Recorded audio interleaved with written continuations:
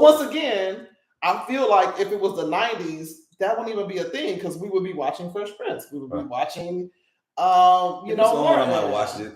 But, nah, I'm not turning to it. But yeah, I mean, you're not, like, once again, we're talking about actual family entertaining and bonding. Like, what show could you watch with your daughter right now? Especially that's black. I like to start with the black shows. Good question. And see, once again, if it was the 90s, we could go 10 shows. Martin, A Different World, Cosby, Jamie Foxx Show, One on One, Half and Half. Like, we could just start naming shows that they may not have all been on TV at the same time, but like there's so many shows that were on TV. My Wife and Kids. Yeah. The Bernie Mac Show. Different values now. Yeah. But my point is, you're like, my child and I could sit down and watch something that was current, that was also supposed to be entertaining. Right. Let me ask you a question. Mm-hmm. Did you watch that movie, One of Those Days? I did. Okay. But that's a movie that my daughter wanted to watch, but we didn't get a chance to watch it together. So I would have went with her to watch it. Mm-hmm. So, but how was it? I don't know. Oh. Okay. I'll let y'all watch it and okay. You can tell me your thoughts. Answer. Because I love Black Women's, so I'll just say that. I'll say go watch the movie. Go watch it. Okay. But if I could be honest, if I could be honest, I will say this. If I'm just being objectively, as much as I love Issa, as much as I love everybody that's at the movie, it just was not. So let's backtrack. Once again, Friday is my that's my. You could throw it on. We're gonna laugh now. I put it on my daughter. She's gonna laugh. Right. Today, right now. You literally, literally, 30 years ago, and we still gonna laugh. We gonna laugh. Right. I didn't feel that energy. So I didn't feel like, oh my gosh, in 30 years I'm gonna go back and watch this, and we're gonna like have a memory. So I can say that objectively. Objectively, I can also say that like Issa makes me laugh all the time. Kiki makes me laugh all the time. Okay. But as far as the movie, there was not that connection there. Got it. Which is weird because once again, Issa has been making us laugh from the internet to HBO. So Kiki makes us laugh when she's not even trying. Like she's literally on her podcast on the internet. She makes us laugh. Who wrote it? I think Sarita Singleton wrote it. But I because I am outside of the official Hollywood system, the most problematic thing for me outside of the energy in terms of just like laughing, there's a scene with like the bad guy. And the way the bad guy was written was so stereotypically, it just was not giving in terms of like what I know and expect from Issa as a producer. I don't know Sarita Singleton. I'm assuming she's going to be related to John Singleton. And so just like the quality of work and what they're known for, I just feel like they don't have to try hard to come up with characters. And it was almost giving like studio executives were like, no. Here are our notes. Here are our notes. That's what, and that's that. I'm trying to give them an out because I just feel like I cannot believe that that's what was produced. Now, because I love Black Women's and would love to work with Black Women's part of me doesn't want to be truthful, but like, it's MILF Ministry. Like, you can't be scared to be honest. But yeah, like it's definitely a situation where I just feel like they weren't allowed to be themselves. If I could just be transparent. Because to me, it's like they could have just let Kiki improv. And I probably would have laughed more. Okay. I think it's on one of those Netflix.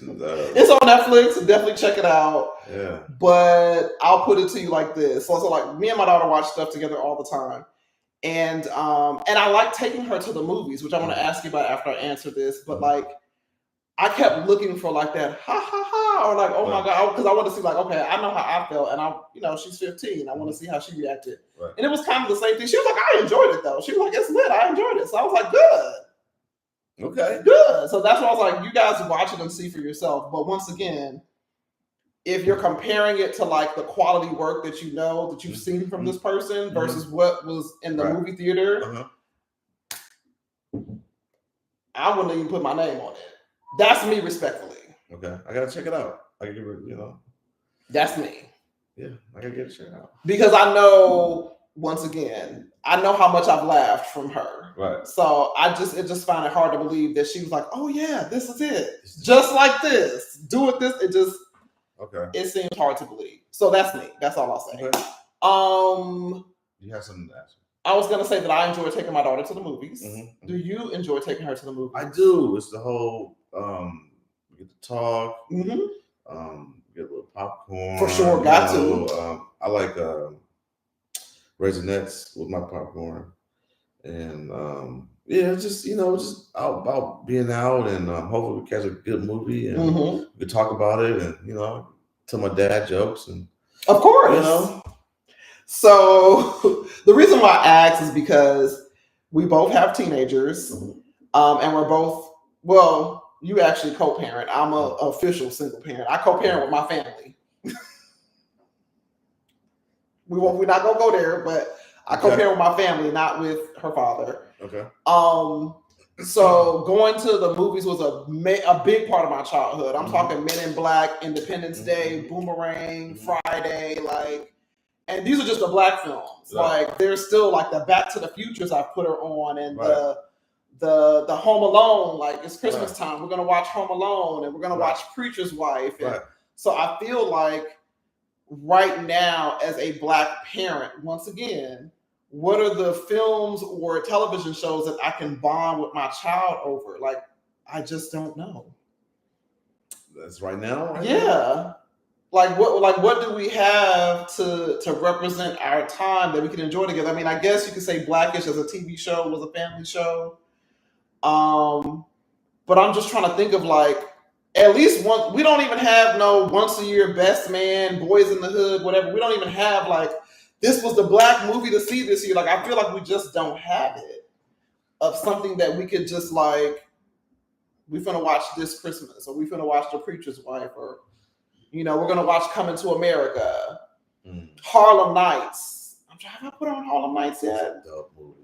That's one of my favorites. Harlem Nights is a classic. It really is. I need to make sure Mecca Hardy watches. You got to. Oh my God. You got to. You know what else is a classic that's underrated because it went straight to Netflix? Dolomite, the Eddie Murphy version. I gotta see it. I literally got re-inspired all over again because I was like, I just want to rewatch it because he was remaking the Dolomite thing. Yeah, recipe. But when you look at it, it's really a story of I don't give a fuck if you don't think I'm funny. Right. I'm funny and my people think I'm funny. Right. I gotta see it. I don't give a fuck if you give me the money. I'm gonna figure out what we're gonna do. I don't care if you think it's stupid. We doing it my way and him doing it that way and it popping. Yeah. And taking off the way it did. So like there's just such a power of resilience in that movie. I just was like, I just wanted to laugh and I was emotional. I was like, oh my God. And it made some things between music and comedy make sense because I didn't know that he was like incorporating music in his comedy. And I don't know if they did this just for the Netflix film or if in real life Dolomite was incorporating music, but they were very connected with the musicians and he would even have like percussion on stage as an accompaniment, so to speak, to his jokes. And he was doing records like Richard Pryor and Eddie Murphy, like doing actual records, comedy albums. And it was just reminding me of there's some people that I want to work with. And watching Dolomite reminded me of like, I don't have to beg to work with anybody. Let me do the shit that I really want to do because I'm inspired by some of these people. And at some point we'll end up working together. Because that's a far cry from me saying, hi, I know you don't know me. I know you've never seen anything I've done, but I'd love to work with you versus damn, did you see this girl that got this crazy YouTube series going? This shit is ridiculous, bro. Like, right. You know, maybe we should have her on the pod. Maybe we should have her on the 85 South Show. Maybe we should have her on R&B Money. Those are my two favorite podcasts. Mm-hmm. But it's like, mentally and spiritually, I'm already ready to be on the couch. But I know I haven't done the work for anybody to tune in, number one. But also, I haven't done the work to have something to talk about. Well, we're doing the work right now. Yeah, we're doing it now. And I'm proud of you. You're doing the work. Thank you. Thank you for inviting me. I'm not used to being in front of the camera. I'm used to being behind the camera. And we'll be doing a lot together. Yeah. Because we're not playing. Yeah, I'm ready. Ready. We're not playing. We're not playing. I'm ready. But like I said, this is going back to me talking about Dolomite this is how powerful film, music, comedy, everything is. Mm-hmm. You are supposed to listen to a song and be inspired. Mm-hmm. You are supposed to watch a film and be inspired. Mm-hmm. I never consider myself a filmmaker. I consider myself an entertainment executive, a manager, so to speak, a project manager. Mm-hmm. But I literally have given myself space to be creative in a way that I just couldn't imagine. And I think that's the beauty of the city of LA. Like, you're around people where it's like, yeah, write it yourself. Mm-hmm. Okay, you want to work on something? Let's work together. Mm-hmm. And they're not bullshitting. Like, I know you and I can really work on some shit. Like, we can get, close the camera. Mm-hmm. Okay, this is what I'm really working on. Mm-hmm. This is what I really want to do. Mm-hmm. And so I'm glad to be here. But at the same time, going back to my daughter and inspiration, I feel like I have so much to pass to her in terms of my childhood, but in terms of her childhood, I'm like, what is she gonna be able to pass to her children? Like, in terms of like content that represents Black people in a good way, in an inspiring way, in a funny way. Because even Boys in the Hood, like the way he crafted that story. Shout out to John Singleton. For real. I work with John Singleton. Good guy. That's epic.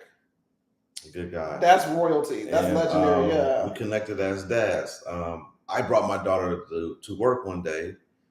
I think she was sick or something like that. Just had to bring her to work. it be what it be. I've had to take my child to work as well. John Singleton brings his daughter to work every day too. He stopped me like, yeah, don't worry about it. I bring my daughter to work with me every day. Come on now. Every day, he said. I was like, damn, I wish I could bring my daughter to work with me every day. So, and one day maybe you will be able to. Right. Or better yet, she can bring you to work. Yeah. She has her own dreams. She does. She wants to make video games. And hey, that's recession proof and it's content. And yeah, so shout out to John Singleton, shout out to Boys in the Hood. It's a classic. Ricky, Run Down the Alley. Listen. Come on. And it's just, I think there's something powerful in, so let's bring it back to music. My parents, just like all parents, hate music. They cussing, whatever, cut it off. You can't buy that CD, whatever. And it's so funny now that I'm a parent, I get it. Because I'll be like, cut it off. And then my daughter's like, oh, what it is, ho. Oh, what's up? I'm like, okay, that was me. To the window, to the wall. Okay, that was also me. I don't know if she's heard Put It in Your Mouth, but there's all kind of stuff that we party to that I'm like, ooh, when I listen to it with parent ears, my parents wasn't tripping. It was too much. It was too much. But when you're young, you don't care. You're not processing it. And I wasn't thinking like, oh, we're singing Put It in Your Mouth. Like, let me go put something in my mouth. It was just a song in the club. But as a parent, I can see how you'd be mortified at your child, being indoctrinated with Put It in Your Mouth. I get that now. But it's been fun to pass down music to her. It's been fun to pass down content to her. And I don't even remember where I was going, so I'll stop for a second because we were talking about bringing your kids to work, John Singleton. Oh, sorry. The point was there is power in Black people telling Black stories. Because yes, Boys in the Hood is about people in the hood. But you see, and yes, there was a single father and a single mother. But the way it was shown, you're not mad. He was pouring into his son. He was talking about gentrification. He was talking about the, you're just like, okay, yes. Were there trifling people in the movie? Yes, because they're trifling people in real life, but that's not all we saw. And there's something about Hollywood, specifically white men and white women as well, doing some things without our input. And it just is blatantly offensive. There's no way around it. So one of the most recent films I could think of is a Christina Milian film on Netflix with the guy from Zatima, The Veil, something like that. The characters are supposed to be like from Morehouse, Spelman, and they're supposed to be doing some stuff. And literally all you do is hear them mention Morehouse, Spelman, but like you don't see anything that represents what someone that went to that school would be like. Right. And then there's some scenes in the film where I said to my daughter, I was like, a white person wrote this. Like I literally was just like, this ain't us. There was some scene and I was like, this is just not us. So we go and we look it up and yes, we didn't write it. But I'm just like, the film is supposed to be about people that went to Spelman and Morehouse and this and that. And I'm just like, y'all didn't think to call nobody that went there? To ask them how they would act, how they would talk, how they would... Diversity, inclusion. Y'all didn't... I'm acting in a film and black people are starring in the film, and I don't think to talk to any black people about how black people actually talk, dress, look. So it's that kind of stuff that starts to bother me. And once again, I feel like in the 90s, we had more power. So on the Cosby Show, I don't know how many black people were in the writer's room, but I felt like those were real black people. I had no problem with Cosby. So, and once again, we can go on and on. Martin, I feel like they were real black people. And actually looking at Martin again was another inspiring show because I just remember Martin from being funny, but like he went through it. Like he was working at the show. He went through a period of being unemployed. Him and his girlfriend went through relationship issues, work. Like she had maybe a job offer or something like that where she had to move. Like they went through real relationship things. And you just remember the jokes, but like, oh, this was a real life show. I could connect as an adult to it differently. And so once again, I don't know if we have that or feel like we have that. And so I remember laughing with my grandma and grandparents. With Martin? Yeah. For sure. Yeah. And my daughter's laughing the same way. Yeah. And there's some Jamaican comedy that I introduced her to. And the same way I laughed as a kid, Oliver Samuels, she was cracking up. Okay. And so I say all that to say that like music is supposed to inspire, comedy is supposed to inspire, black art in general does inspire. And it because you don't work on just like only black art, you work on big major budget productions. But I feel like a lot of times you still cross paths with black people doing great things. And so what do you see happening now with COVID? Like what, because like you said, the work has just shrank for so many people, but like what's going on now? I'm praying, I got my ears to the street and what I'm hearing is it's dry. Right. I thought you was going to give us some new tea. Like, no, it's what you think it is. It's really like, whether you're a director photographer, whether you're a location manager, or a producer, or whatever. Some people are working. Some people are working. The fortunate people are working, but not enough. Yeah. So we're trying to get the tax incentives back here in California. That come on, we'll kick you back some money if you come film here. We're trying to do that. Yeah. So what are your thoughts on just seeing more black people being able to tell black stories? Oh, a new show that's out, Reasonable Doubt. That is a show written by a black woman. It's starring, I cannot pronounce her name, but she was the star of Middle of Nowhere, Ava DuVernay's second film.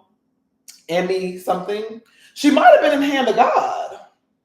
She was in Hand of God. Did she star in Hand of God?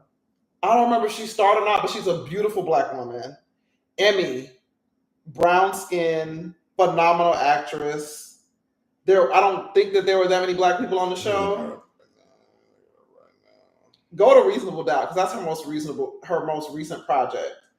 But I remember watching Reasonable Doubt and I'm like, oh, this is like black people are behind the show, and there is Reasonable Doubt television show. Yeah, there's definitely black women behind that show. I think the showrunner is black. You recognize her, right? She was in Hand of God? Yes. How you pronounce her name? I cannot. I have to look at it. She's gorgeous. It's Emmy with a bunch of other letters. Yeah, she's gorgeous. And I sat next to her during lunch. She spoke to me. She was cordial. Yeah, you said that. Yeah. Yeah. So beautiful, cordial, talk to me. So that's all I ask. Okay. Yeah, that's all I ask. Acknowledge me. I'm here. Yeah, so she did that. She spoke. But yeah, I don't even remember my question again, but I think I'm just getting to the point of what would you like to see, or how do you think you can help facilitate more people behind the camera, because you are a behind the camera person. Okay. So I've worked on big stuff where I'm like 2 Black people on the production. And I worked with all Black production. Like I worked with Spike Lee before, and that's awesome, man. You've seen, come on now, we didn't even drop names. You worked with John Singleton, yeah, Spike Lee, yeah. I did like a car commercial with Spike Lee. He's so serious. He is a New Yorker all the way through. Intense. This no small talk. Yeah. Get out of here. No, he spoke to me, but he's intense. I love how he is predominantly Black crew that's talented, not just because they're Black, they're talented. The director of photography, and yeah, it was a pleasure. So, hey, can we pause? Because Spike Lee, Malcolm X with Denzel. Yeah, come on. Yeah, top tier filmmaking. Do the right thing. Yes. She's got to have it. I like that one. Yeah. But Malcolm X, that's another one I rewatched with my daughter recently. So, that is just like, man. Yeah. So I've done it all. Honestly, right now, today, we got to do it ourselves. Yeah. I think I saw L.A. Reid on the R&B Money podcast, and he was saying what's happening with music, and I'm gonna just go ahead and translate this to film, is that he's like, there's not enough development of talent from Black people that should be developing talent. So whether it's on the music side, which is getting an artist, working with them, and curating a sound way before you curate the image. Curate an actual sound, a perspective, and then worry about the image and the marketing and the this and the that. But like focus on the actual art, right? Substance. Yeah, that I think. Oh my gosh! Like literally, when I talk to you about the whole AI energy of the All American, for me, what's missing is the actual human emotion. So I feel like when I watch something and I'm just like, this is not how they would talk. I don't really feel anything. Right. That's a problem for me because Am I not supposed to be entertained in some kind of way? I'm supposed to laugh, get emotional, get upset. I don't even care if I think it's disgusting or don't like it or whatever. I want to have some kind of reaction. So some shows like that are good examples of that for me is True Blood and Orange is the New Black. I watched those shows. So True Blood, the very first episode, the star gets her ass whooped by a man. I stopped watching the show because I had a visceral. I was like, I don't care what the show is about. I don't want to see this. My sister kept watching the show, and season 2 there was an episode on. I'm like, oh, this is interesting. She's like, yeah, you should watch the show. But I was just like, no. With Orange is the New Black, there's a tampon scene or something where someone puts their tampon in someone's food, and I was like, I don't care what's going on. But same thing. Someone kept watching the show, and I'm like, oh, this is really a good show. I don't mind having visceral reactions and being like, I don't want to watch it, but the show is so good you keep watching anyway. I don't mind that. I don't mind being pushed to the limit with characters, but it's just we're supposed to feel something, and I feel like sometimes we just are not feeling anything. Especially with reality TV, that's not made to that. That's not. Yeah, it's the times, you know. But what do you mean by the times? Because now I'm going to get emotional. Is it the times? Because I feel like people are going through stuff. Like we're reacting to Kendrick. Kendrick had The Pimp a Butterfly, Good Kid, Mad City. Like he's been making music that makes you feel. Shout out. He represented well. He's always been the shit. Yeah. You know, homegrown like you. He's always been the shit. He's talented. Another homegrown rapper out of Long Beach. He has a show. It's good too. And my memories. Ben Staples. Ben yeah. Staples. It's like Atlanta meets Curb Your Enthusiasm. Man, hey, I enjoyed that. Yeah. I felt that show. He was in jail. Yeah. He didn't give it. They brought out his street name, and I felt that. Like it was just. Yeah. I just felt the whole being from LA. And he showed Black LA in a Black LA, and that's literally that goes to the point of what I'm talking about. He showed Black LA in a way. I felt it.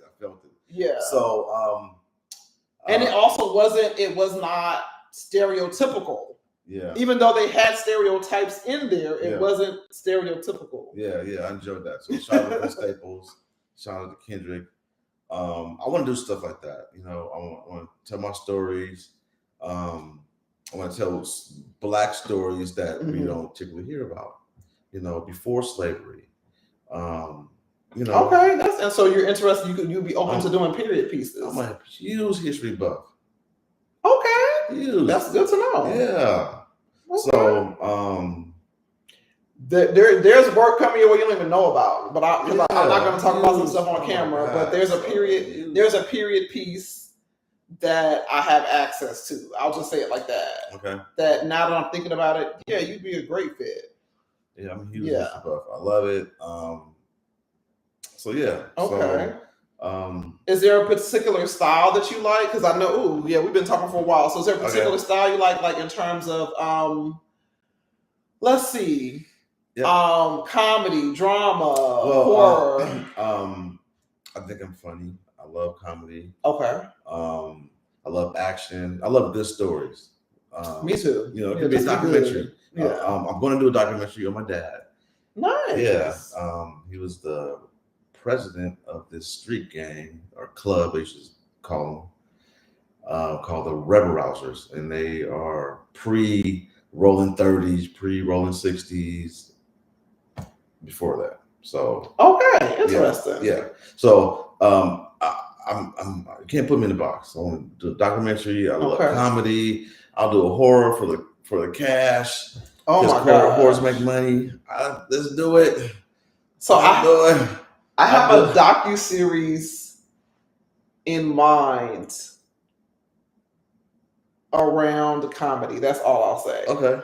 Yeah. So that's what I was like, now that I'm thinking about it, there's so many things that I have in my notes. Mm-hmm. So I do pick up when I watch different directors. I do pick up certain things, So I always wanted to do a Spike Lee shot, that floating shot. Just never had Okay. I just never know where I could put it.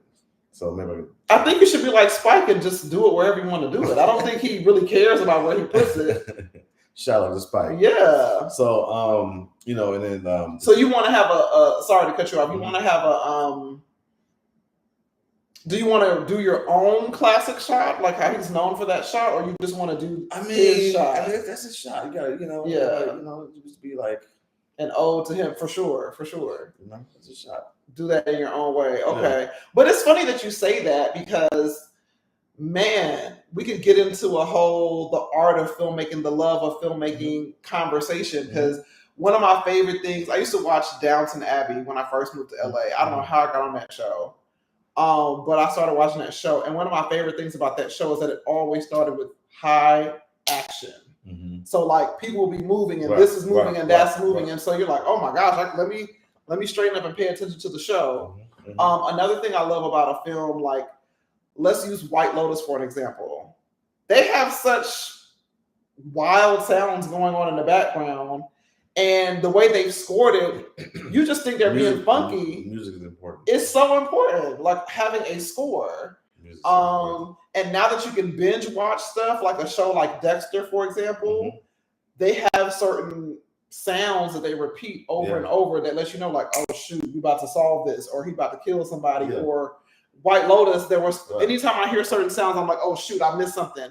Like, because you know something's going on. So like when you get into a show, so important. Yeah. And so I'm like, I feel like we're missing that element as well. Because like the stuff that goes on YouTube, people are just oh my God, you looking at my girl's butt, or making a joke or whatever. But like there's no thought about the music, there's no thought about the shot. Like what happened to like actually trying to creatively shoot something, film They something. No one's need to thinking. go to film school or nothing. They don't need to study anybody else. They could just go to Google or So but that's bothering me. Okay, we're old school. I know. We old. It's all right. We're old school. Okay. My 9-year-old niece doesn't see the value of school. Period. It bothers me that she said that, but that's real. So when you mean okay, because I'm a little radical, she's not wrong, but she's wrong, and so hear me out. My daughter's going to school to learn how to socialize. Mm-hmm. The knowledge that she needs to succeed, are they going to teach her about taxes, accounting, interest rates, credit report? Nope. Navigating, negotiating contracts, because everything is a contract. Your car loan, negotiating your rental increases. Like, are they teaching them anything? You lucky if you get a class about budgeting. Like, they're not really learning how to survive. That's why I'm just like, well. And then college is worse. College, you're going to college to once again network. You're going to college to be like, I went to FAMU. Yeah. With who you know. Will I went to FAMU with Will Packer. I wish I did, but like, you know what I'm saying? Like, that's what you're going to college for. I went to college with Diddy's lawyer or whoever. Like, you want that's literally all you're doing. Like, but what are you really learning? Yeah. Well, there are some colleges. Okay, you're totally right. Right. But there are some specialized colleges that hone the skills in. But yeah, but that's like you said, like if you know you want to go to film school, yes. If you know you want to be an engineer or a teacher, but like you're right. You get what I'm saying. And this is I agree. I'm a bitter lawyer, okay? Mm-hmm. That's what's happening here. I literally grew up watching the Cosby Show and seeing Felicia Rashad as the attorney. Right. Okay. Mm-hmm. So she looked dignified and reputable and was married with children and all this stuff. And I grew up in Tennessee where it had Fisk University, Tennessee State University, Meharry Medical College. So like Black excellence was all around me. Like I know that Nashville was racist, but my family kept me so insulated between just being around Black Southerners or the cultural events that they did that I honestly didn't even know the real Nashville until I went as an adult later. Like energetically, when I think about how I felt when I went to Tennessee without my family, and it was just like looking around because I was thinking about moving back for context, and so I'm just driving around and navigating certain parts of Nashville and looking at places, and I'm just like, oh, I don't like how I feel, or oh, that person was weird or rude or whatever. Like once again, it's one thing to know that racism exists, and it's another thing to like be around it and feel it, and like be in a grocery store and a white person inch away because you came in the aisle or you got behind them, or they stepping away in the elevator because you did that, or having a police officer follow you around a nice neighborhood, but they don't know your family's been had money for whatever. They just see that you're Black and assume that you don't, you know what I mean? So it's a weird feeling. And I don't know where I was going, but No. Wanted to bring that. No, it's our experience. Yeah. You know what I'm saying? So, getting pulled over while walking, and it happens. Oh, once again, when I ramble and come back to myself, where I was going was Felicia Rashad was playing a lawyer on TV. All the lawyers that I knew were living a nice life. Right. And so I was like, okay, I'm not quite sure what I want to be, but I'm good with numbers. I'm good with words. If I have to pick, I think I could do better as a lawyer. Like I wasn't trying to be like an engineer or an accountant or something like that. I was like, I think I could do well as an attorney because I love to argue and I love to talk. I was literally born. I tell these stories all the time. My grandma was calling me my cousin's name, and I was like, I'm not that. I'm an Ayo. Like 18 months. Right. And I have another story of my uncle drinking apple juice in the car. And I'm like, you cannot drink and drive. I'm 4 years old. And he's like, sweetheart, that's not what they mean. Hey, you're not going to drink and drive with me. Put the juice down. Like that's my spirit, right? So I was born talking and ready to argue as a kid. So like, I'm like, I can go to court and I can... I can argue on behalf of people easy. I would have been a terrible lawyer. Long story short, my journey has not been Felicia Rashad's journey. Right. It has not been that at all. Right. Have I made money as a lawyer? Yes. But I'm telling you, these post-COVID years, I was just like, I'm not saying I'm supposed to be rich, but I shouldn't be struggling at all. At all. Like, not with like what the dignity they put on lawyers are. Yeah. But like I said, it's a push. Mm-hmm. It's a redirection, because I think being a lawyer is a beautiful skill set to have, because I'll be able to navigate so many areas of life. Mm-hmm. And I'll be able to help all of these creative people, mm-hmm. Execute what you need to execute. Mm-hmm. So that's been a blessing. But yeah, I'm not a lawyer. I am, but I'm not. It's the weirdest thing. You're not. Yeah, you're other people who study law have gone on to do other things. Yeah. So.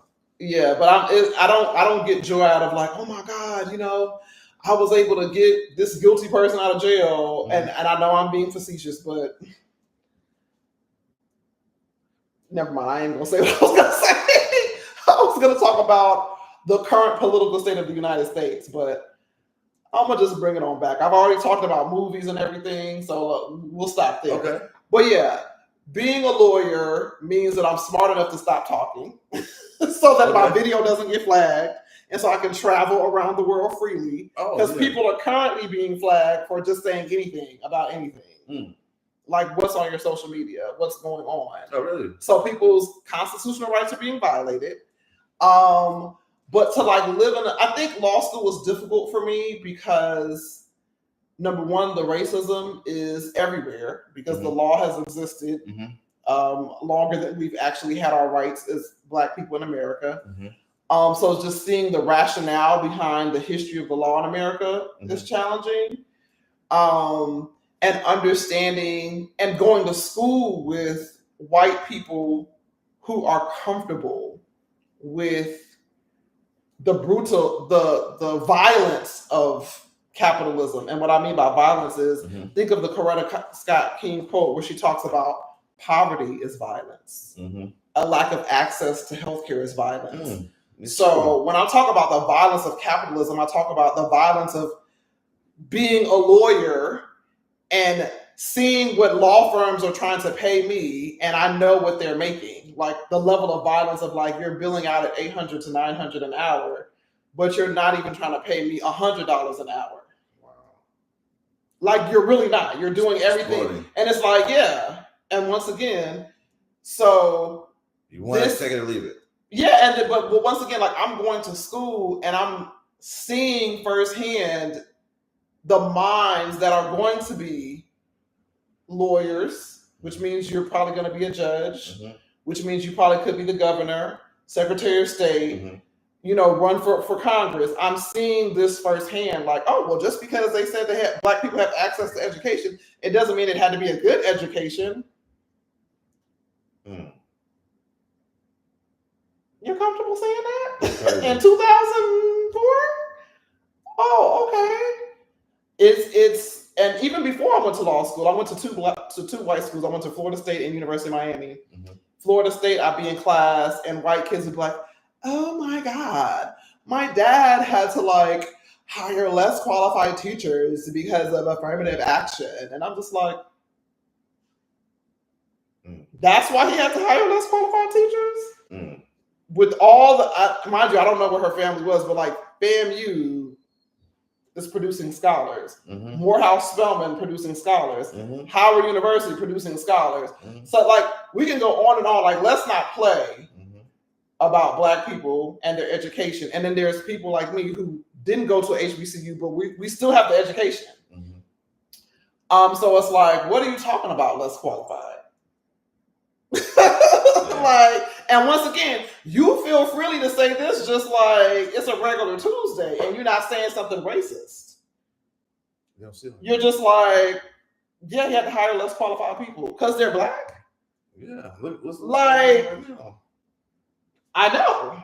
So for, once again, 25 years later, now we're here in 2025, and I'm seeing.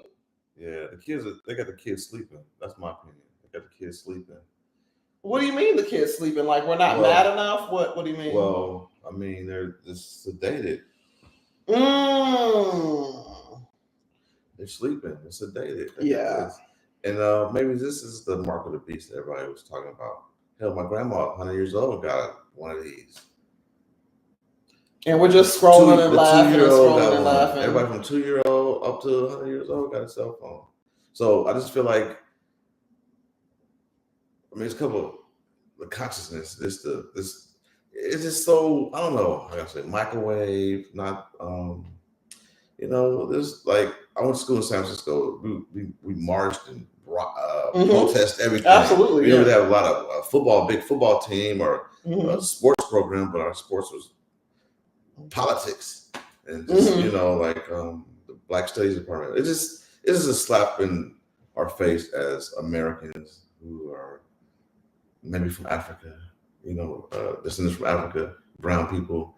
But 100% Americans who built America. Yeah, so we're American. The whole thought of being African American or Black American really irks me because come on, how you talking about Jesse Robinson, the baseball player? He was Jackie Robinson took him off the side. Yeah, Jackie Robinson is how you say diversity? A DEI something. They took him off the site. They shouldn't even talk about DEI. He was drafted. People gave their lives. So they won't say that was defending our country. Like, come on. They sure won't. And then the code makers, the Native Americans who World War II, they were code makers. They helped get the vital messages across without getting infiltrated by the enemy. They try to take them out of the history books.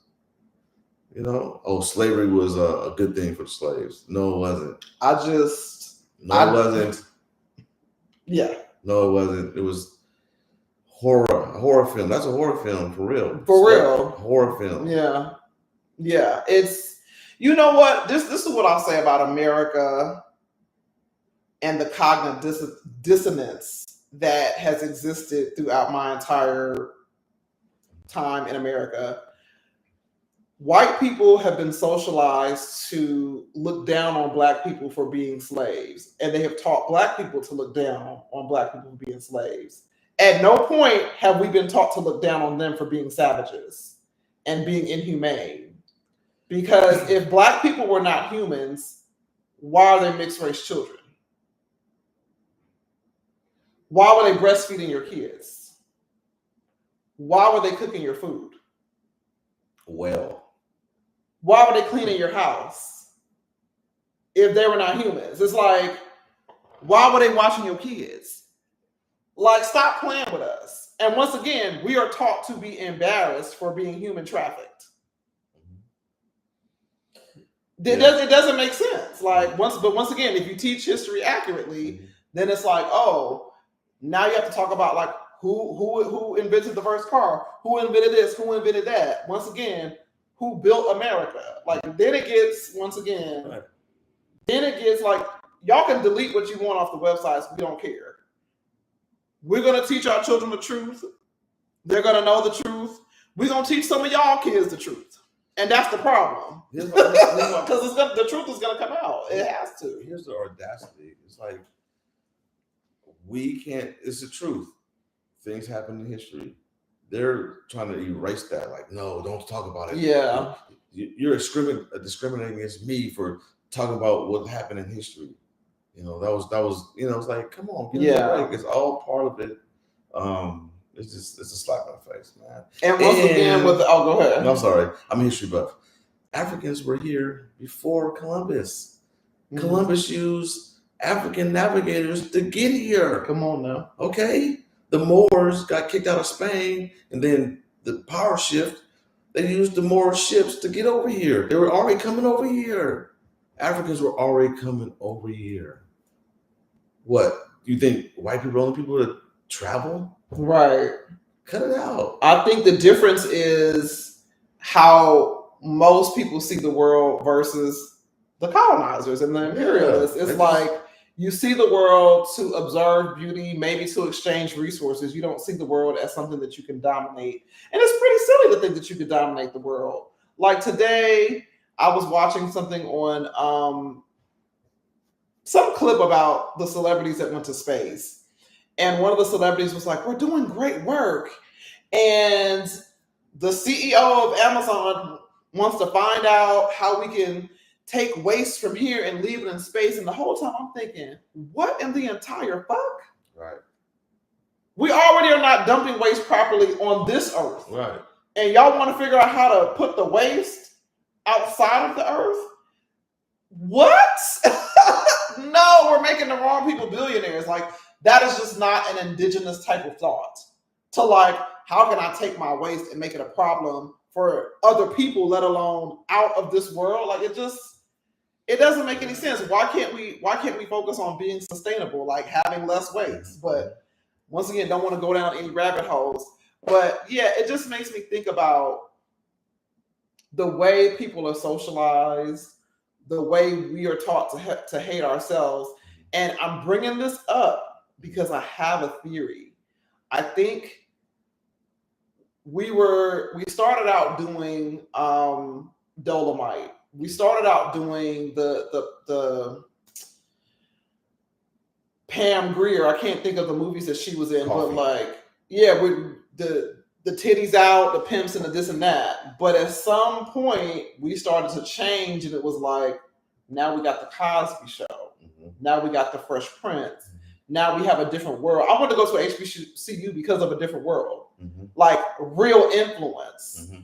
So I think somewhere, somehow, they were like, and even the music that was out, there was a lot of Black love music out. There was a lot of self-destruction, UNITY. There was a lot of like conscious, mm-hmm. like, and while at the same time there was party music, there was gangster music, mm-hmm. all of that, but like there was popular conscious music, there was popular Black love music, there was popular Black love cinema, mm-hmm. media. Mm-hmm.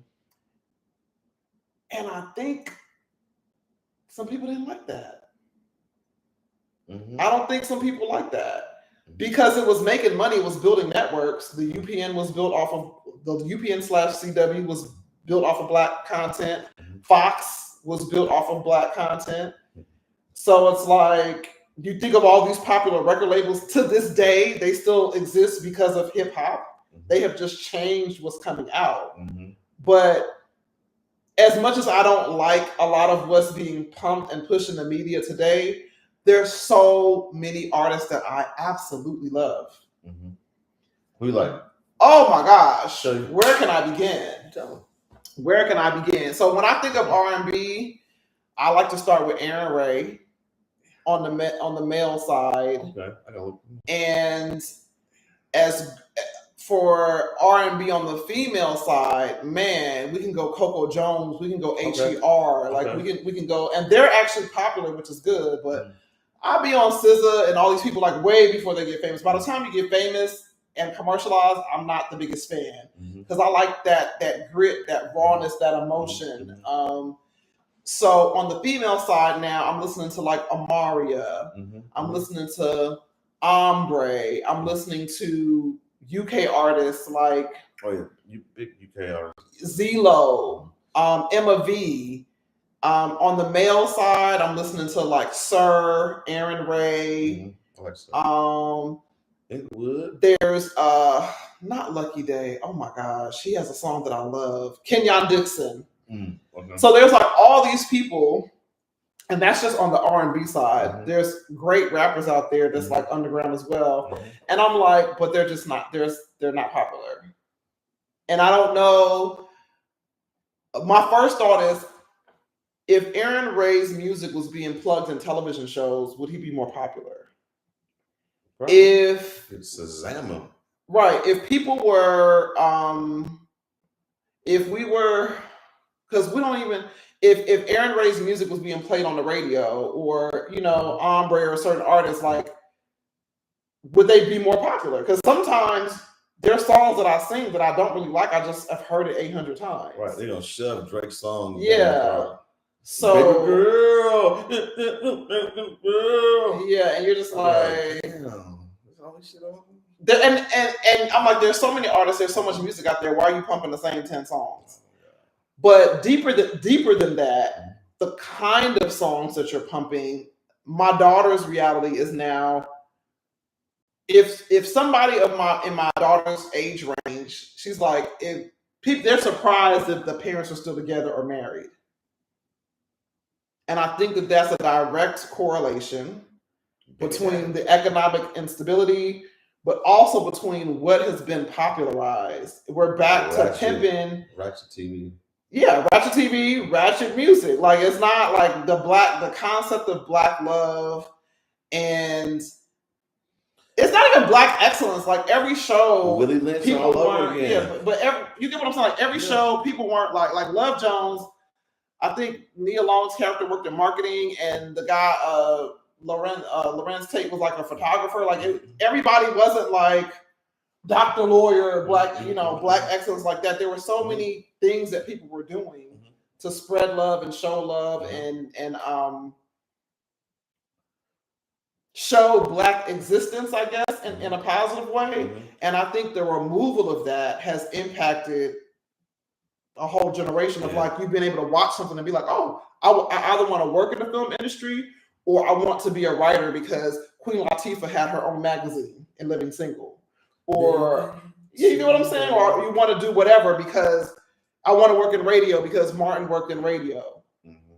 You know, I want to be a lawyer because Felicia Rashad was, you know, like, there's no, like, I don't know what my daughter has to hold on to. And even in the music, it's like, are people singing about being in love, having families, loving their wife, their husband? We're not singing about that. Everybody's singing about fucking. And once again, there's nothing wrong with that.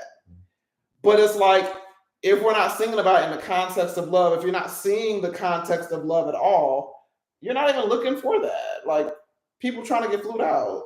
And it is what it is, as opposed to like, people was getting flued out. Like, there was a movie like Boomerang where it showed him being a male thought, but there were still people that were showing Black love in that same film.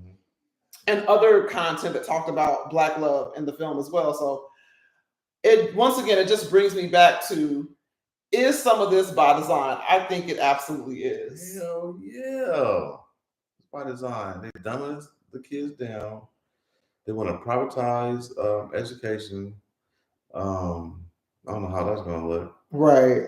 But hey, maybe it's better than what we got now. But I definitely work with the kids, the youth. I see different resources versus other areas in the inner city. You know, working in the city with the kids versus working outside of the inner city. Just different resources, different talent on the teachers.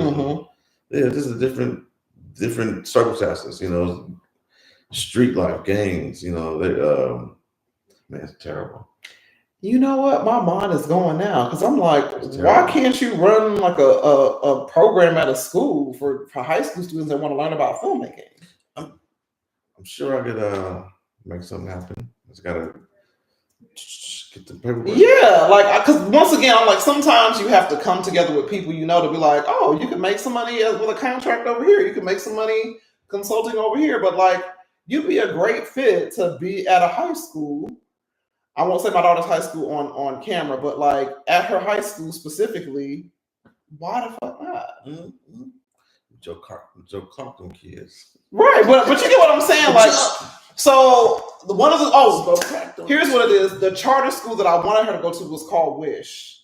And the music teacher was like away at the Grammys when we toured that school because he was nominated for a Grammy. And the kids there was a place where they could record music. And some of the teachers that worked there worked for Netflix, worked on shows like Stranger Things. So like the kids are learning film and music from people in the actual industry, whether they work for the school or volunteer or a part of a program. And it just made me think, like, when I talk about the connection, that's what we're missing. Like an actual pipeline of like someone from TDE that understands the music business being at my daughter's school and like running the music program. Right. For real. And not just being an artist, music management, financial management. So, you know, like, here's how to produce the record, here's how to engineer. And the same thing for film. Like, every semester the kids are gonna make a project and I'm gonna walk them through the process of whatever, so that by the time they get to college, I'm gonna do that. You should. You really, really should. And you would be great at it just from your disposition, but also the most important reason why you'd be great at it is because you know so many people that can either show up to help, that you could refer the kids to for actual work, to be a PA, like you get what I'm saying? Like you're not just in there talking to the kids like, oh, believe in yourself and you can do it. Like you could actually be a real resource, which is helping people and getting paid to do so. My dream job, helping people and getting paid. Okay. My dream job. Well, since we've been sitting here for 8 hours. Think I gave you enough today? I just show up. Right. I think this is a good place to pin the discussion because we had no idea what we were going to talk about, and I probably never will. I probably will just keep it free flowing because how to do it?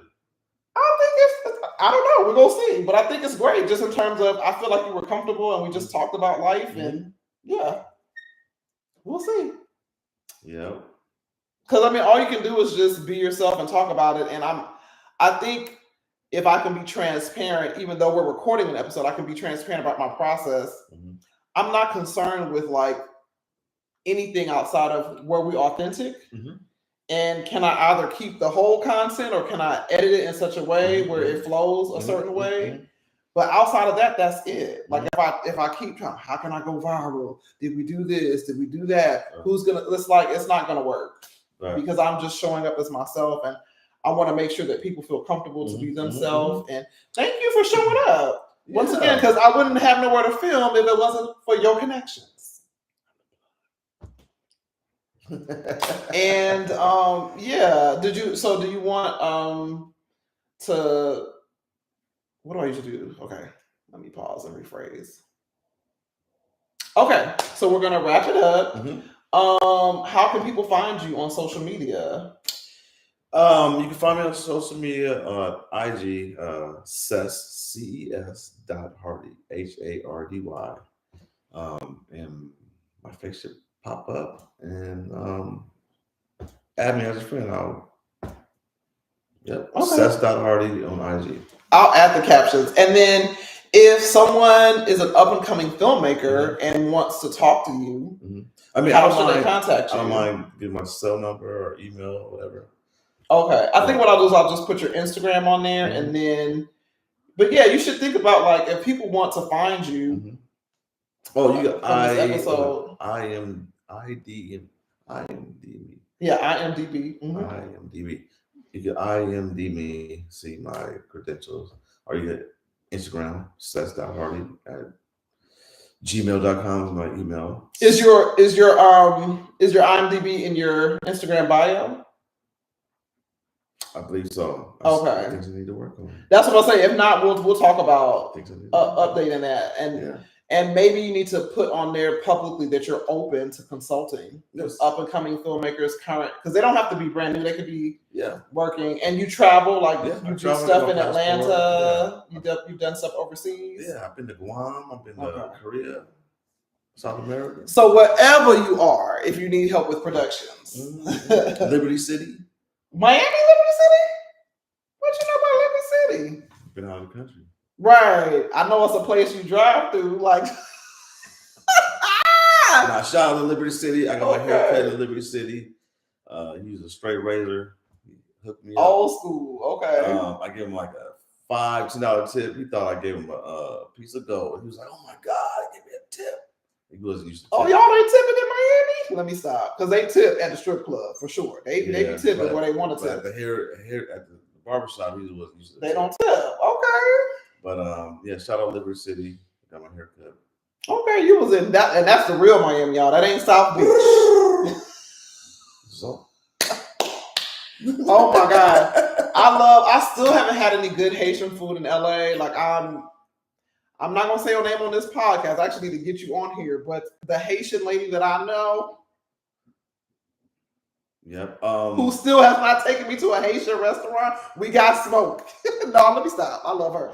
It's Martine. I love Martine. I've never been to a Haitian restaurant here, but I've been to a Haitian restaurant in Miami. Oh my gosh, that's where you eat Haitian food. If you're gonna eat Haitian food in America, you got to start in Miami. I shouldn't know the name, but it meant a bus. It meant a bus in French, or Do you know, like, oh my gosh, there's so many good places. Like, there's a hole in the wall restaurant by Little Haiti Cultural Center that used to have great fried fish. There's another place that had like the best fried chicken with the best pickled pepper thing. Like, oh my gosh, I miss my Haitian food in Miami so much. I miss my Cuban food in Miami too. Oh man, obviously my Jamaican food in Miami. Oh, don't get me started. Don't get me started. But yeah, so briefly, while we wrap up, my name is Ayodele. I'm the host of MILF Ministry. You can find me with MILF Ministry everywhere. I'm going to put both of our information at the bottom of this episode, but there are so many things that I want to do. And what I'm most happy about today is that this conversation just reminded me of how much we can help each other. Like, for real, we can help each other accomplish some of our biggest goals. And I think timing has always been an issue of just like, we both have ideas in our head, but not like available to actually work and get it done. This is the first time in my life where I'm like, no, I'm working on music. I'm working on comedy. I'm recording my podcast. I'm going to do some live events. I've already done live events. Walking the walk. Okay. So it's like, when I say I want to work on a comedy show, you don't have to, oh, is she going to do it? You've been to a show that I produced. Hello. Okay. It's funny. Now, when I say I want to produce, it's like, no, you know producers that I've worked with. Now, when I say I got a podcast, you've been on the episode. So it's like, I showed up. Right. But like, we're in a different space, I think, mentally and also financially. It's like, if I don't make my own moves, I won't have the kind of life I want to live. Yeah. I'm trying to do something different. So. Yeah. Yeah, I'm ready to work. So on that note, if you guys need help, any kind of consulting, producer, location manager, do you direct for other people? I direct, I produce, location manager, consult. And just the overall plug. If you need to get something or find something in LA, he's definitely a person you can text like, hey, do you know someone that does? Yeah. You either know somebody or you know who to call to find out. So I got snake wranglers to what else you need? You legitimately know snake wranglers. It's so funny. Oh my goodness. But yes, thank you for showing up. Thank you for, relaxing and vibing with me and helping me put up content on my YouTube channel. Anytime. Please invite me back. Yes. Yeah. Because you'll be back. Because we got stuff to talk about off camera. We need to get to